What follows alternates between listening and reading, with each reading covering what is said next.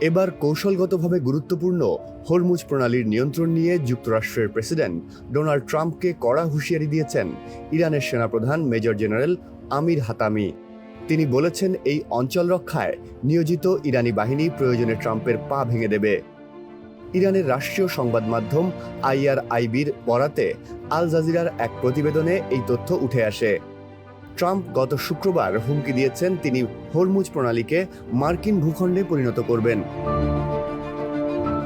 ট্রাম্পের এমন মন্তব্যকে বিপজ্জনক রসিকতা হিসেবে অভিহিত করেছেন ইরানি সেনাপ্রধান।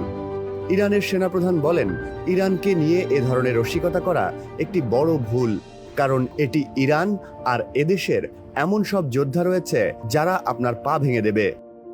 আমির হাতামি আরও দাবি করেন, মার্কিন বাহিনীকে এই অঞ্চল থেকে কার্যকরভাবে বিতাড়িত করা হয়েছে। পারস্য উপসাগর, ওমান সাগর কিংবা হরমুজ প্রণালীতে প্রবেশের কোনো অনুমতি এখন আর তাদের নেই। তিনি আরও বলেন, এই অঞ্চলে মার্কিন ঘাঁটিগুলোকে আগের অবস্থায় ফিরতে দেওয়া হবে না এবং ইরান কখনো তা হতে দেবে না। এদিকে ইরানের বন্দরগুলোর ওপর নৌ অবরোধ বজায় রেখেছে যুক্তরাষ্ট্র। তবে ইরানের অনুমতি ছাড়া কোনো জাহাজ হরমুজ পাড়ি দেওয়ার চেষ্টা করলে দেশটির সেনারা হামলা চালাচ্ছেন।